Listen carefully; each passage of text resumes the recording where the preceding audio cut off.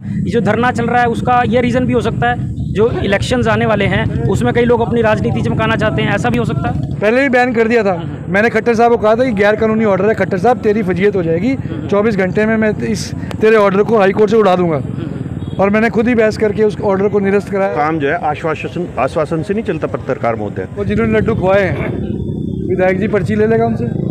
भाई इतनी तारीख को पास हुआ, इतनी तारीख को पैसे आए, इतनी तारीख को ये शुरू हुआ, इतनी तारीख को कोरोना लग गया, इतनी तारीख को रोक दिया, इतनी तारीख को गांव वाले आ गए, इतनी तारीख को डिजाइन में दिक्कत पाई, ये फलाना। अगर भाजपा के लोग गाँव के बीच में आते तो हम लोगों को आने की आवश्यकता ही नहीं थी। नमस्कार आप सभी को, हाले हरियाणा में आपका एक बार फिर से स्वागत है। मैं हूं आपके साथ पीयूष गुंबर। कोहंड से लगातार आप पिछले एक हफ्ते से तस्वीरें देख रहे होंगे।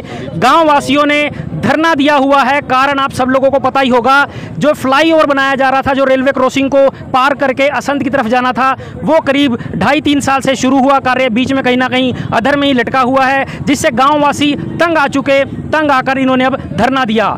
लगातार यहाँ पर राजनीतिक चेहरे भी पहुँच रहे हैं और आज पहुँचे हैं कांग्रेस के राष्ट्रीय सचिव और गुजरात के प्रभारी वीरेंद्र सिंह राठौर। उनका क्या कहना इस सारे मुद्दे पर, उनसे जानते हैं। सर क्या कहेंगे? दुर्भाग्यपूर्ण स्थिति है। पिछले 3.5 वर्षों से तमाम जो गांव के लोग हैं और आसपास के इलाके के लोग हैं इस पुल के निर्माण कार्य का इंतजार कर रहे थे, और आज ये कह दिया गया है कि भैया इसका डिज़ाइन खराब है। 22 करोड़ जो लगाए गए हैं वो वेस्ट हो गए हैं, और अब ठेकेदार काम छोड़ के पिछले 1.5 साल से भाग चुका है। अब देखते हैं इसका कब निर्माण हो। नहीं, उन्होंने आश्वासन दिया कि जून से स्टार्ट हो जाएगा। कल आए थे विधायक यहाँ पे, विधायक जी का क्या आश्वासन था इसमें? जून से स्टार्ट हो जाएगा। कौन है आश्वासन देने वाला? वो कोई चिट्ठी देके गया, कोई टेंडर देके गया, कोई डेडलाइन देके गया? ये तो हवाई बात है, हवाई किले हैं जो सारे, ये तो ऐसे बोलते हैं लंबी लंबी बातें। अच्छा, आप बताओ।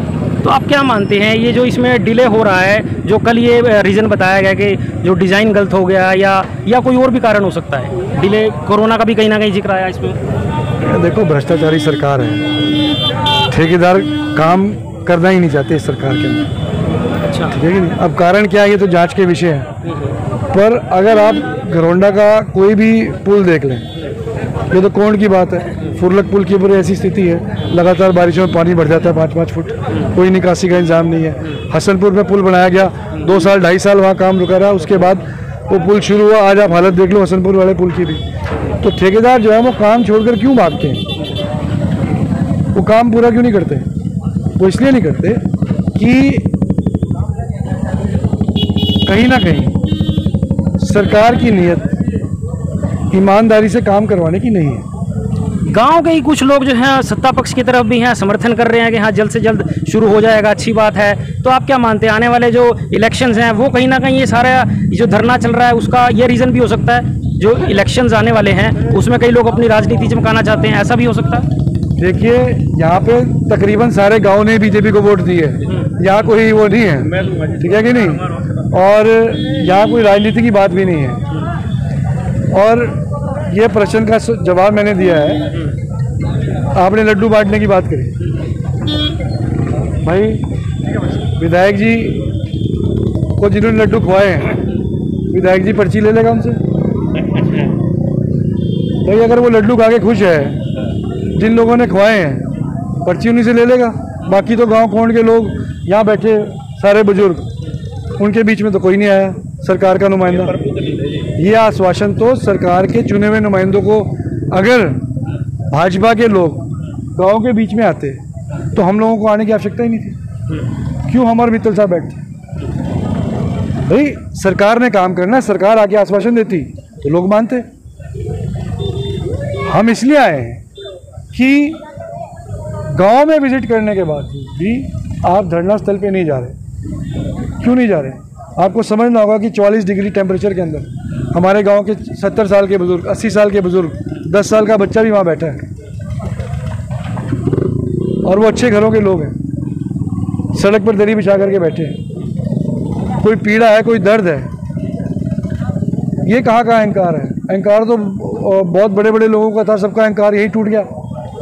तो इसलिए राजनीति में अहंकार की कोई जगह नहीं है। बड़े बोल राजनीति में नहीं बोलने चाहिए, काम करना चाहिए। इस सीएम साहब से ये दरखास्त है, हमारी भी, मित्तल साहब, हम सब बुजुर्गों की, कि भाई इसको टाइम से पूरा कर दे, और भाई जो एस्टीमेट आगे 13-14 करोड़ रुपया और लगना है उसको फटाफट सैंक्शन करें, नया नक्शा फटाफट पास हो, इस पे काम चालू हो, और ये जो फाटक है जो खुला है इसके ऊपर सुरक्षा का इंतजाम बच्चों के लिए और गांव वालों के लिए कराया जाए। लगे हाथ में एक सवाल और पूछना चाहूँगा, इस मुद्दे से थोड़ा हटके है।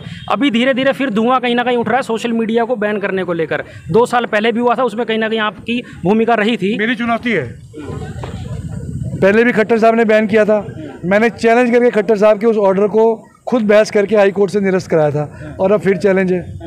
कानूनी रूप से खट्टर साहब कर ही नहीं सकता, और करके दिखाए, 24 घंटे के अंदर हाई कोर्ट से ऑर्डर लाके खट्टर साहब को दे देंगे। पहले भी बैन कर दिया था, मैंने खट्टर साहब को कहा था कि गैर कानूनी ऑर्डर है, खट्टर साहब तेरी फजीयत हो जाएगी, 24 घंटे में मैं इस तेरे ऑर्डर को हाई कोर्ट से उड़ा दूंगा, और मैंने खुद ही बहस करके उस ऑर्डर को निरस्त कराया, और खट्टर साहब और वो सभी आपके चैनल चले।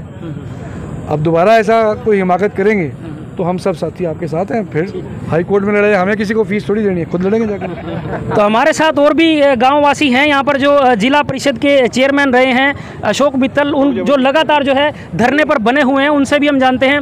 मित्तल जी, क्या कहेंगे? आश्वासन दोबारा दिया जा चुका है मौजूदा विधायक की तरफ से यहाँ पर आकर के, उस आश्वासन को किस तरह से देखते हैं, और क्या अब आप लोग इस धरने को समाप्त करेंगे?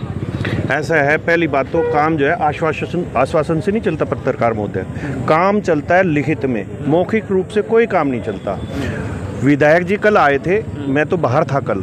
अच्छा। और मैंने तो जो है सोशल मीडिया के माध्यम से देखा कि भाई विधायक जी कागज़ पे लिख के लाए थे, भाई इतनी तारीख को पास हुआ, इतनी तारीख को पैसे आए, इतनी तारीख को ये शुरू हुआ, इतनी तारीख को कोरोना लग गया, इतनी तारीख को रोक दिया, इतनी तारीख को गाँव वाले आ गए, इतनी तारीख को डिज़ाइन में दिक्कत पाई, ये फलाना दुनिया भर की बातें वो करके चले गए। ठीक है भाई, हम तो उनकी बात, लेकिन हम ये कहते हैं आश्वासन नहीं चाहिए, हमें रिटर्न में ये दिखाओ कि इसकी ये अप्रूवल हो चुकी, इतने पैसे आ चुके और ये काम फला तारीख से शुरू हो रहा है। हमारा मतलब ये है, हम इसमें कोई राजनीति नहीं करना चाहते, ना ही हमने कोई राजनीति का कोई यहाँ पे किसी पार्टी का झंडा लगाया हुआ है। यहाँ पे मैं खुद आम आदमी पार्टी से हूँ, अभी वीरेंद्र राठौर जी साहब के सामने बोल रहे थे ये कांग्रेस से हैं, बीजेपी के लोग खुद यहाँ पे बैठे थे, इनेलो के भी आए, किसान यूनियन वाले भी आज आए थे।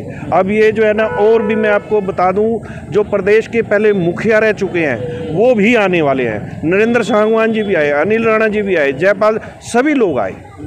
और उन लोगों को भी परेशानी है, वो इसलिए आए, वो राजनीति करने के लिए नहीं आए, वो लोग इसलिए आए कि उनको भी यहाँ से आना जाना पड़ता है, उनका भी हल्का यहाँ पे लगता है, इसलिए। तो मेरा इसमें ये कहना है कि भाई यहाँ पे कोई राजनीति नहीं है, इस पुल को बनवाओ। 3.5 साल हो गए, बच्चे भी परेशान हैं, दुकानदार भी परेशान हैं, गांव वाले भी परेशान हैं, और यहाँ आधे से ज़्यादा दुकानदारों को तो बीमार हो गए, एलर्जी हो गई, उनको सांस की प्रॉब्लम हो गई। इसको पुल को बनवाओ, बहुत बड़ी दिक्कत है। तो धरना आप कब तक चलेगा? धरना तो अनिश्चित है, वहाँ लिखा हुआ है यहाँ पे, तो जब तक ये निर्णय बिल्कुल ले लिया गया कि हालांकि हमारा जो विचार था, ये धरना जो है, हम ये सोच रहे थे भाई इन लोगों को 15 दिन का टाइम दिया जाए, लेकिन इन लोगों ने इस बात पे बार बार कहने के बाद भी विचार नहीं किया। 1 महीना विचार करने के बाद फिर हमने इसको धरने को शुरू किया। ये धरना अनिश्चितकाल है, जब तक ये पुल नहीं शुरू होगा, ठीक है, जब तक ये पुल शुरू नहीं होगा तब तक ये धरना जारी रहेगा। और दिन प्रतिदिन यहाँ पे लोग जो है ना, इसको, क्योंकि सभी को परेशानी है, ये कोंड गांव की परेशानी नहीं है, ये गांव तो देखिए, यहाँ से ये रास्ता जो है असंध, जींद, हांसी, हिसार, फतेहाबाद और अग्रोहा, इधर ये पूरा जुड़ता है, और ये लास्ट में पाकिस्तान बॉर्डर भी चला जाता है, पंजाब को भी जोड़ देता है। तो ये स्टेट हाईवे है, और इसको बहुत बुरा हाल कर दिया इसका, और बिल्कुल इसकी तरफ कोई ध्यान नहीं दिया गया। तो मेरी इसमें जो है ना, माननीय मुख्यमंत्री जी, माननीय विधायक जी से ही प्रार्थना है कि भाई इस जो है पुल को बनवाया जाए, ताकि जो है लोगों को इसमें तकलीफ ना हो। आपने एक बात और भी कही थी, मैं जब सुन रहा था, वीरेंद्र राठौर जी ने उसका जवाब नहीं दिया, मैं देता हूँ उसका जवाब। आपने कहा भाई लोग ऐसा है कि इसमें तो राजनीति कर रहे हैं, इलेक्शन आने वाले हैं। इलेक्शन कौन से इलेक्शन आने वाले हैं? पंचायतों का। ऐसा है, पंचायतों का किसी ने चुनाव यहाँ नहीं लड़ना, और जिन्होंने लड़ना उन्होंने लड़ना है। हमने वहाँ पे धरने पे एक बात ये कह दी थी, यहाँ पे कोई राजनीति नहीं करेगा, जिसने राजनीति करनी है वो यहाँ से उठ के अपने घर जाए। और जो मैं अगर अपनी बात करूँ, जहाँ तक चुनाव की बात ये कही है, हम तो अगर पॉलिटिशियन अगर होना, हम अगर राजनीति अगर हमने करनी हो, तो इस पुल को तो हम ये कहते बनाओ ही ना, 2 साल बाद इसको तो मुद्दा बनाते हम भाई ये देखो विधायक ने 5 साल, 5.5 साल हो चुके और इस पुल को बनाया नहीं, तो हम राजनीति करते। ये राजनीतिक मुद्दा नहीं है, ये तो समस्या है। वो लोग जानबूझ करके इसको जो है राजनीतिक जो है ना स्टंट बना रहे हैं। कोई राजनीति नहीं है। 99 पॉइंट आगे उनको क्या पता मैं चुनाव लड़ूंगा नहीं लड़ूंगा पंचायत का, या वहाँ जो धरना स्थल पे बैठे हैं वो क्या पता चुनाव लड़ेंगे या नहीं लड़ेंगे। क्या उनके पास कोई ऐसी आकाशवाणी हुई है कि ये लोग चुनाव लड़ेंगे और इसलिए राजनीति कर रहे हैं? ये बेकार की बातें हैं, इसको छोड़ दो और ये पुल बना दो बस। बहुत बहुत धन्यवाद आपका। तो ये सीधी तस्वीरें आप देख रहे हैं कोहंड गांव से। धरना तब तक चलता रहेगा जब तक पुल का कार्य शुरू नहीं होगा, ऐसा कहना है गांव वासियों का। तो आप सब लोगों का क्या कहना है इस सारे मुद्दे पर, इस सारी खबर पर कमेंट सेक्शन में जरूर लिखिए और इस खबर को अधिक से अधिक शेयर जरूर कीजिए। बने रहिए हाल हरियाणा के साथ। धन्यवाद।